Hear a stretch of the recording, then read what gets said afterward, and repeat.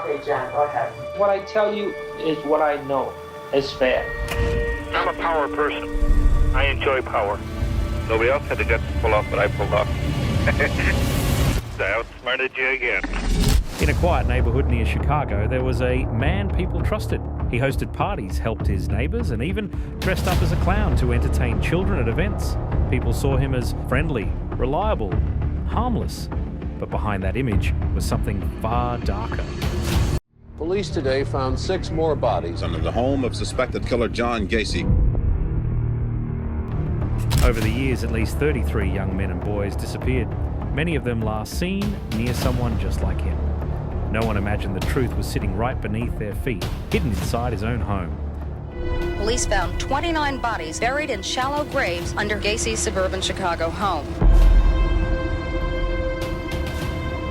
He's a very good neighbor. We socialize with him.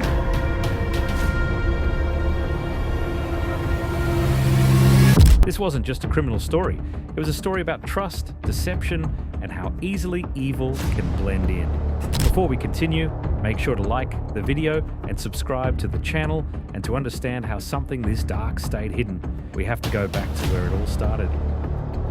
A lot of officers were telling parents they're runaways, your kid will be back any day now. A lot of conversations would end with, good luck with that. I just feel that I'm being cheated again in my life. With his urges that came out as rage. I heard a click behind me. It was a revolver, and he had it pointed at my head. John Wayne Gacy was born on March 17, 1942, in Chicago. I went to a home that looked normal from the outside but felt very different inside.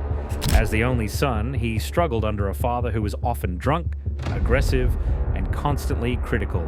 He was called dumb and stupid, and compared unfavorably to his sisters, leaving him with a deep need for approval that never really went away.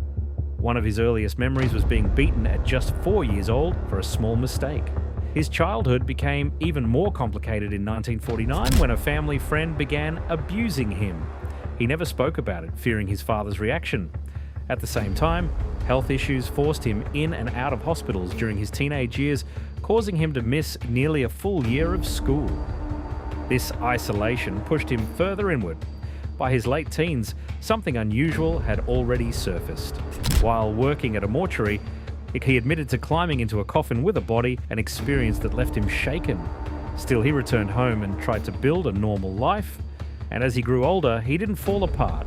He learned how to blend in. By the mid-1960s, John Wayne Gacy had built the kind of life most people would respect. In 1964, he married and moved to Waterloo, Iowa, where he managed 3 Kentucky Fried Chicken restaurants. The job paid him $15,000 a year, along with a share of profits, giving him financial stability and status. By 1967, he was even named Outstanding Vice President of the local Jaycees and served on their board of directors. On the surface, everything looked perfect. He had a growing family, a strong career, and deep involvement in the community. He worked long hours, often 12 to 14 hours a day, and was seen as ambitious and dedicated. But behind that image, his behavior was already raising quiet concerns. He created a club in his basement where young employees were invited to drink, and he socialized mostly with teenage boys, often offering them alcohol. Even when his actions crossed clear lines, he brushed them off as jokes or tests. People around him saw confidence and charm, not danger. He knew how to present himself, how to gain trust, and how to stay invisible in plain sight. But behind that polished image, the cracks were already starting to show. In August 1967, the first serious warning sign appeared. John Wayne Gacy brought 15-year-old Donald Voorhees Jr. to his home under false pretenses. What followed led to a police investigation months later, after the teenager finally told his father what had happened. And it was the moment where everything could have been stopped.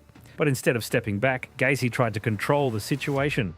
On August 30th, 1968, he offered an employee $300 to intimidate the boy and stop him from speaking in court. The plan failed, and it only added to the charges against him.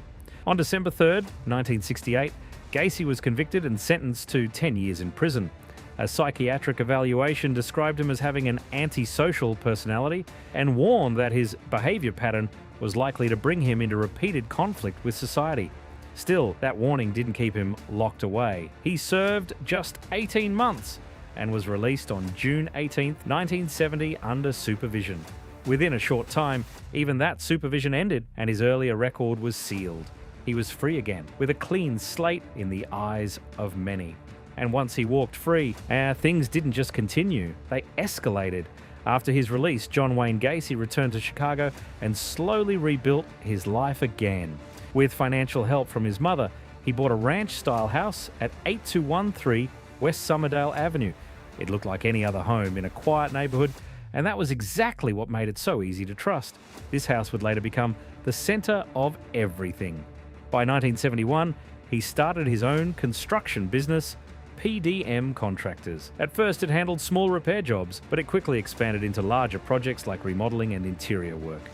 By 1978, the business was generating over $200,000 a year, and Gacy was often working up to 16 hours a day. To outsiders, he looked successful and hardworking. He was also known as a helpful neighbor. He lent tools, cleared snow from sidewalks for free, and hosted large summer parties attended by hundreds of people, including local figures. No one suspected anything unusual, but inside his personal life, things were changing. His second marriage ended in 1976, and after that, he mostly lived alone. That isolation became a turning point. The house on Somerdale was no longer just a home, because inside that house, he was building something far darker than anyone imagined. By the mid-1970s, John Wayne Gacy had created an image that few people would question. In late 1975, he joined a local clown club and developed two characters, Pogo the Clown and Patches the Clown. He performed at parades, charity events, and even at children's hospitals. He once described Pogo as a happy clown, someone meant to entertain and bring smiles. People saw him as generous and involved, someone giving his time to the community. At the same time, his public profile continued to grow. In 1975, he became director of Chicago's Polish Constitution Day Parade and was active in local politics. In May 1978, he was even photographed with First Lady Rosalind Carter at a public event. It was the kind of recognition that made him look even more trustworthy. But behind that image, his daily life told a different story. His construction business relied heavily on young workers, many of them teenagers. He often offered them opportunities, money, or support, creating a sense of trust and dependence. To the outside world, he was a performer, a businessman, and a community figure. No one saw the other side of that life. And while people saw a performer, others were walking straight into a trap. As time went on, John Wayne Gacy developed a pattern that he repeated again and again. Most of his victims were young men or boys, often approached with simple offers, work through his company, money, or even just a place to stay. Some were people he already knew, while others were strangers he met near places like Chicago's Greyhound bus station or on the streets. Once inside his home, he relied on trust and control. One of his most repeated tactics was what he called a magic trick. He would convince someone to try on a pair of handcuffs, pretending it was part of a demonstration. Once the person was restrained, the situation changed completely. From that point, he had full control. His routine followed a disturbing consistency. He would keep victims inside the house, often for hours, before ending their lives using methods that left little immediate evidence. He later referred to one of these methods as the rope trick, even telling victims, "This is the last trick." Afterward, he would hide the bodies beneath his home, storing them temporarily before burial. Over time, the crawl space under the house became filled, forcing him to look for other ways to dispose of them. And as time went on, the pattern didn't slow down. It accelerated. Between 1976 and 1978, the situation escalated at a pace no one fully understood at the time. John Wayne Gacy later admitted that most of his crimes happened during these years, especially after his divorce in 1976 when he was living alone. The number of victims increased rapidly, many of them between the ages of 14 and 21. In 1976 alone, several young individuals disappeared within months of each other. Two close acquaintances, Randall Reffett and Samuel Stapleton, both vanished on May 14th. Over the summer, more names followed, including Michael Bonin, William Carroll, and James Hakinson. By the end of that year, multiple victims had been buried beneath his home. The pattern continued into 1977. at least 6 more young men disappeared, including Robert Gilroy, the son of a Chicago police sergeant, and John Morey, a former U.S. Marine. Some of them were last seen looking for work, while others simply vanished without explanation. Neighbors began noticing unusual behavior. Lights turning on late at night, cars arriving in the early hours, and strange sounds coming from the house. Still, nothing was fully connected. By 1978, the crawl space had no room left, and he began disposing of victims in the Des Plaines River. But everything changed because of one name. On December 11, 1978, a 15-year-old named Robert Piest left his workplace after telling his mother, "Some contractor wants to talk to me about a job." He never came back. That one moment triggered the chain of events that finally exposed everything. John Wayne Gacy had visited the store earlier that evening and mentioned job opportunities paying more than what Piest was earning. When the teenager disappeared, his family reported it quickly, and this time, the situation didn't fade away like the others. Gacy's name came up almost immediately. When questioned, his answers didn't line up. He claimed he had not offered any job, but details around his movements raised suspicion. A search of his house soon followed. Inside, officers found items that didn't make sense, including multiple identification cards, handcuffs, and personal belongings that did not belong to him. Then came the detail that changed everything. A strong, unusual smell was noticed coming from beneath the house. A second search warrant focused on the crawl space. What was discovered there confirmed the worst fears. The truth had been hidden in plain sight all along.